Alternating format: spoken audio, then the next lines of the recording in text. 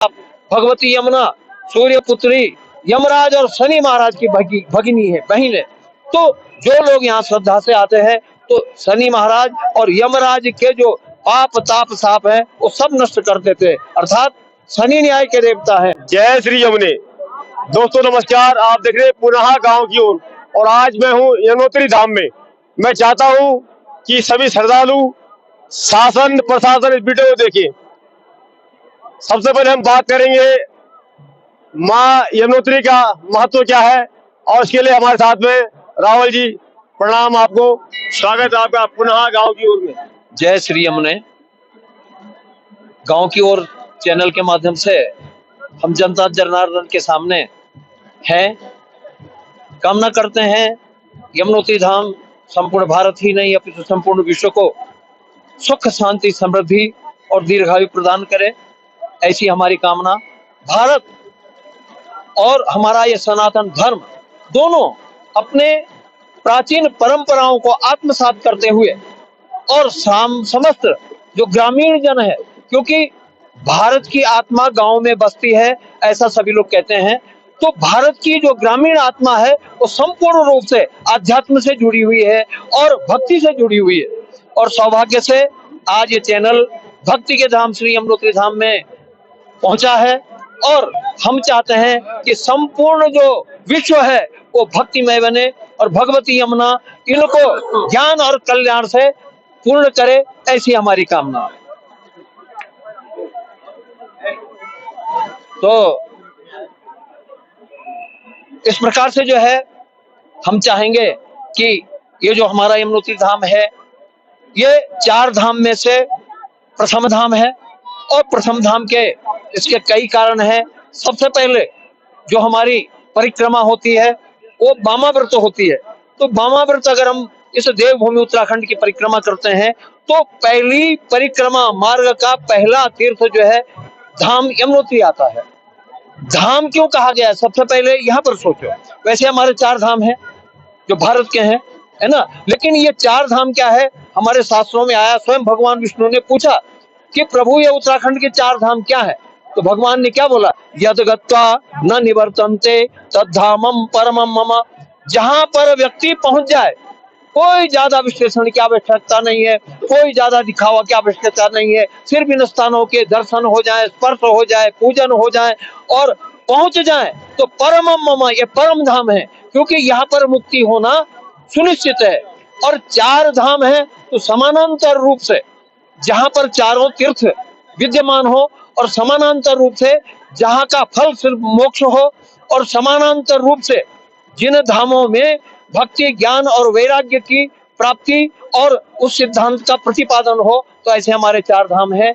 यमुना जी जो है भक्ति का प्रतीक है और आप भक्ति के स्तंभ पे है। गंगा ज्ञान, केदार जो है वैराग्य और बद्रीनाथ धाम मोक्ष का प्रतीक है। इसको शास्त्रों में जो है दैविक पुरुषार्थ कहा गया है। जैसे धर्म अर्थ लाभ और मोक्ष, धर्म अर्थ काम और मोक्ष हमारे 4 मानव जीवन के पुरुषार्थ हैं। तो भक्ति ज्ञान वैराग्य और मोक्ष ये अलौकिक दैविक पुरुषार्थों में इनकी श्रेणी आई है। तो इस प्रकार से आप भगवती यमुना सूर्य पुत्री यमराज और शनि महाराज की भगिनी है, बहन है।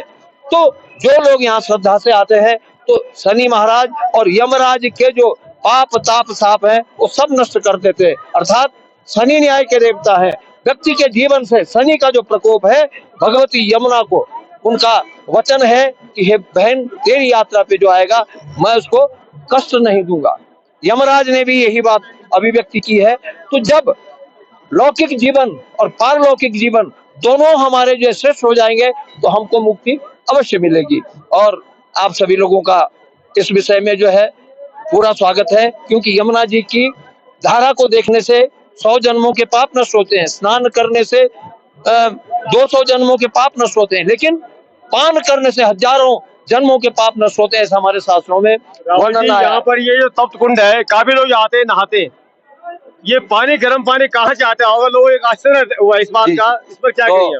ये प्रश्न हमसे जो है कुछ वैज्ञानिक लोगों ने भी किए, कुछ जो बौद्धिक स्तर पर जो ऊंचे लोग हैं उन्होंने भी किए कि आखिर है क्या। तो हम ये कहना चाहेंगे कि 4 प्रकार से जल गर्म होता है। पहला है गंधक सल्फर, दूसरा है फास्फोरस, तीसरा है रूबी माणिक्य, क्योंकि माणिक्य जिस पर्वत में होता है वो जल के साथ मिश्रित होकर रासायनिक क्रिया होती है।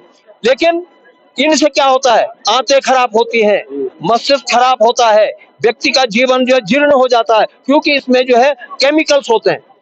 लेकिन यहाँ पर जो है ये तपोभूमि है और तपस्या का जल है, क्योंकि इस जल से आप देख लीजिए हमारे हजारों पीढ़ी से हम लोग उस जल को पीते हैं, उसी में स्नान करते हैं गर्म जल में, और चाय भोजन सब उससे बनता है। हमारी कभी कोई आंतें खराब नहीं हुई, हमारा कोई पूर्वज अकाल मृत्यु नहीं मरा, और वैज्ञानिकों ने इसको सिद्ध किया कि ये गंधक नहीं है, फास्फोरस नहीं है। इसके अलावा क्या है ये, इसके बारे में कोई ज्यादा विश्लेषण प्राप्त नहीं हुआ। लेकिन हमारे आध्यात्म में क्या प्राप्त हुआ कि अग्निदेव को यहाँ लोकपाल का पद प्राप्त हुआ, और अग्नि ऊर्जा का कारक होता है।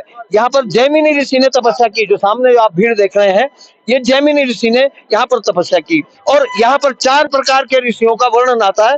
क्या है, तपसी नाम तपस्थानम, मुनि नाम मन्नालय, भक्ता नाम च विरक्ता नाम, यानी कि 4 प्रकार के लोग यहाँ रह सकते हैं यमुनोत्री में।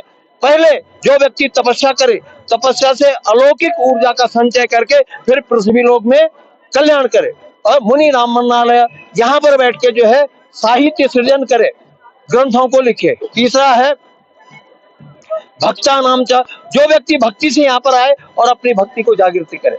और चौथा विरक्ता नाम, जब व्यक्ति को लगे कि संसार में मुझे नहीं रहना है, तो यमुना जी के शरण में आकर इन पहाड़ियों में अपना निवास बना करके, इन पर्वतीय जिलों में अपना स्थान बना करके मोक्ष को प्राप्त करे। इसलिए ये यमुनोत्री का जो गर्म जल है ये अलौकिक है, दिव्य है, और इसमें ही लोग बाग चावल प्रसाद बनाते हैं, उसको सुखा करके घर ले जाते हैं, और एक एक दाना जिनके मुंह में जाएगा उसका कल्याण होना, पुण्य की प्राप्ति होना और मोक्ष का होना अनिवार्य है।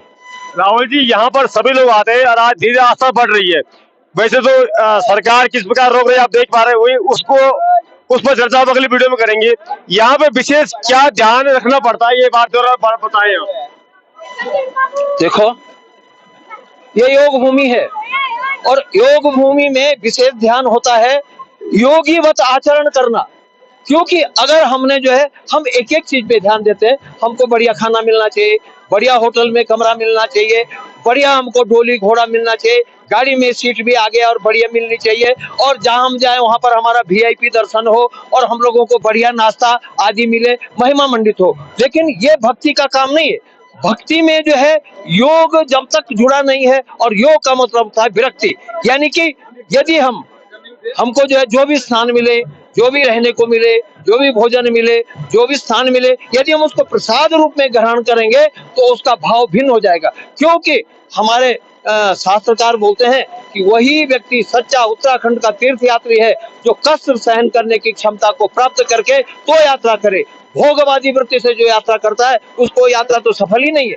योगवादी वृत्ति से जो यात्रा करेगा उसकी यात्रा ही सफल है, ऐसे हमारे शास्त्रों का निर्देश है। और हम लोग तो यहाँ एंजॉय करने आते हैं, हम लोग यहाँ घूमने के मूड से आते हैं, लेकिन ये नहीं, यहाँ तो अनंत फल मिलने वाला है। एक विद्यार्थी अगर विद्यालय में जाए और विद्यालय को देखे वापस आ जाए, उसको फल नहीं मिलेगा, उसको तपस्या करनी पड़ेगी। ये तपस्वी नाम तपस्थानम, यहाँ व्यक्ति तपस्या के लिए आता है, भक्ति के लिए आता है, विरक्ति के लिए आता है, और भगवान से, ब्रह्म से जो है मिलने के लिए आता है। क्योंकि इसलिए इसको योग भूमि कहा गया है। योग का मतलब होता है जुड़ना, तो हम ईश्वर से जुड़ना चाहते हैं, और यहाँ संपूर्ण ईश्वरीय तत्व जो है विद्यमान है, ये हमारा कहना है। ये थे हमारे साथ में राहुल जी, और बहुत अच्छी जानकारी। देखिए आजकल हम लोग पिकनिक की तरह इस प्रकार जा रहे हैं, आज तीर्थ स्थलों पे हम जा तो रहे, अपना समय तो बर्बाद कर रहे, पैसा बर्बाद कर रहे, लेकिन वो हमारे लिए शुभ नहीं, अशुभ होता है। इसीलिए आपने कई बार देखा होगा कि आपको भी लगता होगा हम तीर्थ गए, हमने व्रत किया, लेकिन जब से हम फलाने मंदिर में गए हमारा तो जो विनाश ही हो रहा है। उसका कारण ये है कि आप किस भाव को लेके गए थे। आप गए थे भाव से, भाव नहीं पैसे की ऐसे से आप गए थे। अगर आप भाव से आते तो शायद अपना पछताते। इसलिए जब भी आप तीर्थ स्थान पर जाए तो इन बातों को आप विशेष ध्यान रखें। आपके चैनल का मैं स्वागत करता हूं। पुनः गांव की ओर नाम भी कुछ अच्छा है, और लोगों को होना चाहिए कि अपनी संस्कृति की ओर जाना बहुत जरूरी है। जब हम अपने आप को पहचानेंगे तब जाके हम कुछ जीवन में आगे कुछ कर सकते हैं।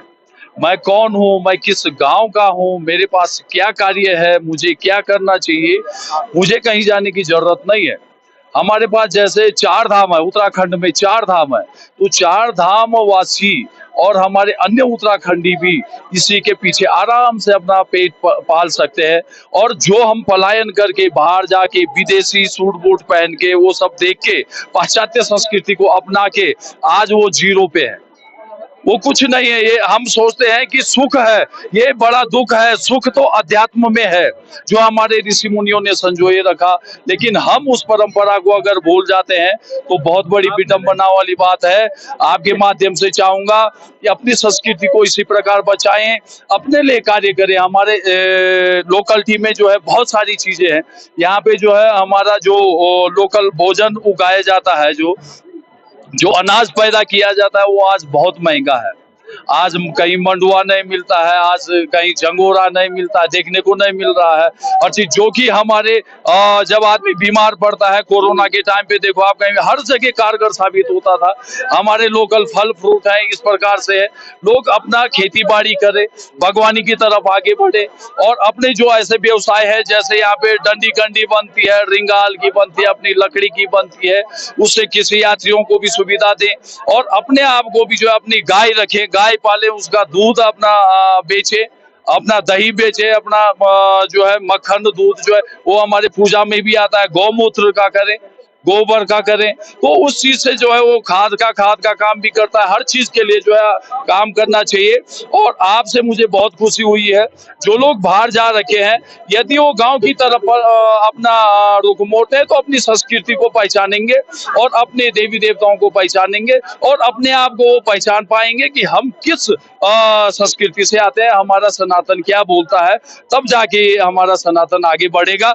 और जो सनातन आज इतना पिछड़ चुका है, हमें सनातन बोर्ड बनाने की आवश्यकता पड़ रही है, क्योंकि वक्फ बोर्ड बन चुके हैं, हर जगह हर चीज हो चुका है। हम लोग सब गुलामी की जीवन जी जी के जो है आज हमारे बच्चे भी उसी गर्त में जा रहे हैं।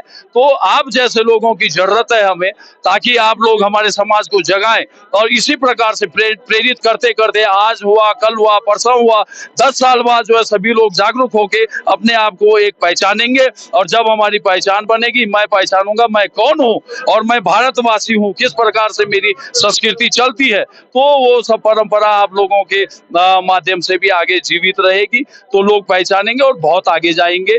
धन्यवाद। जय श्री यमुने। और पुनः गांव की ओर आपको इस प्रकार की सारी खबरें दिखाता रहेगा। आखिर यही तो है पुनः गांव की ओर। आइए लौटिए पुरानी पद्धतियों पर।